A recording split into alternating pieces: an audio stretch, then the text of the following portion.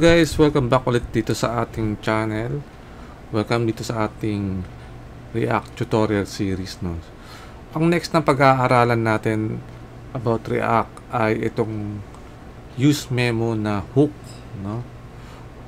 So, paano magagamitin yung use memo sa React at bakit kailangan siyang gamitin? So, pag-aaralan natin yan ngayong araw. Dito guys, meron tayong application, no? So, itong application natin merong use state na ginagamit. So, kung hindi kayo familiar sa use state, so, panoorin nyo guys yung previous video ko about use state hook. So, pag nirun ko tong program na to guys, ito yung itsura niya. So, sa taas yung count at meron siyang total, no? Yung total na yan, dito yung galing guys sa function na compute. So, kino-compute niya lang or ina-add niya lang yung variable b sa index, no? Sa value ng index. At maglo-loop lang siya guys depende sa value ng a, no? Or yung kung ano yung parameter na pinasa natin dito, kung gaano siya kalaki. So, ang size niya guys ay ito. Yan. Nasa 1 million. So, mag-loop siya ng 1 million times para makuha niya yung total sum. And then, ito. Sa baba, ayan nga. So, tinatawag natin yung compute na function para makuha yung total sum nitong itong function na to. At kapag nakuha natin yung guys, so yan nga, i-display lang natin sa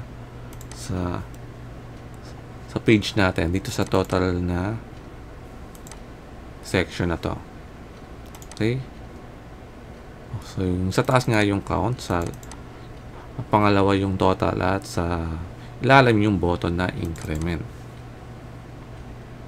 So pasilin natin guys na kapag ni-run natin to, so i-refresh ko lang. Yan. So, nakita nyo sa baba, may nalag na compute. Ito yan. Sabihin, nag-execute tong function na to. At kapag i-click natin yung increment, yan. So, nag-execute ulit yung compute.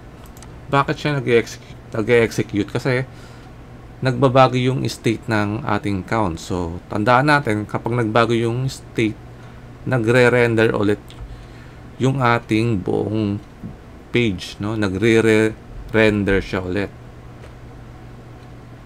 So, kapag nagre-render yung page, so lahat ng mga function sa loob ay magra-run ulit. Okay? Pero pansinin nyo guys, na hindi naman nagbabago yung result, no? So, ito lagi yung result. Dahil hindi naman nagbabago yung result ng total natin. So, dapat isang beses lang magra-run tong ating function. Hindi niya kailangan mag-execute every time na mag-render yung ating buong page or kapag every time na kiniklik natin yung increment na button. Kasi nga sayang yung resources, no? Nagre-recalculate kasi yung buong page natin or yung ating application. So, dapat isang beses lang mag-run to kasi nga isa lang naman yung hindi naman nagbabago yung result niya. Laging eto pa rin yung makukuha nating result. So, ang ginawang solution dito ng React ay pwede tayong gumamit guys ng isang hook.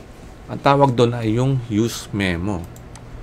So, import natin yung use memo na hook dito. At sa baba guys, kapag tinawag natin yung compute na function, pwede natin i-wrap yan sa loob ng use memo. Okay? Bigyan natin ng open close parenthesis. At sa use memo guys, kailangan natin magpasa ng function, no? Okay. At sa function na yon, doon natin tatawagin yung compute na function. So, meron din guys na dependency to, no? Ang dependency natin dito yung x, no? Kapag nagbago yung value ng x, doon lang guys mag-run ulit dapat yung ating compute na function. So, dahil hindi naman nagbabago yung value ng ating x dito, lagi siyang 1 million. So, dapat isang beses lang mag-run tong compute. Save natin to guys at i-check natin kung isang beses nga lang ba nag-run yung ating compute na function. Okay, bahin natin to at i-refresh natin ulit. So, yan guys. So, nag-run na yung ating compute. But, tandaan nyo guys nasa loob ng use memo itong compute. So, kapag i-click natin tong increment, tingnan natin kung mag-run ulit yung compute. Ayan guys, so nakita nyo, hindi na nag-run ulit yung compute. Ang ginagawa ng use memo guys, kung ano yung result ng unang execution ng ating compute na function, kung anong yung result nun, yun lang yung kanyang ginagamit. So, parang kina-cache niya na yung result. So, hindi niya na kailangan i-run ulit tong buong compute na function na to. So, isang beses lang siya nag-run. So, nakatipid tayo guys, no? So, mas mabilis ngayon yung ating application. Mas maganda yung performance ng ating application. Kasi nga, isang beses na lang nag-run itong compute na function na to. So, isipin nyo guys, 1 million pa lang to, no? Paano kung naging 1 billion yan? Mas matagal mag-run to guys, diba? Or pwedeng try natin. Taasan. So, yan. I-refresh natin.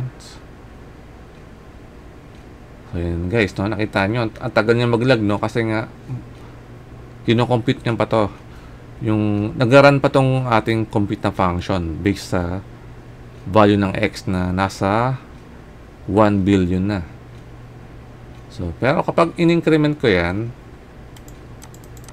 so, hindi niya na kailangan i-run yung buong function na to. So, one time niya na lang in-execute tong buong function.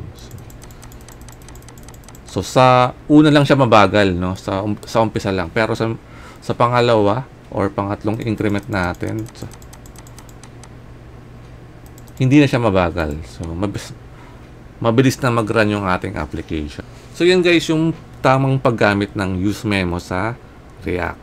Try nyo gamitin to guys sa mga next React project ninyo.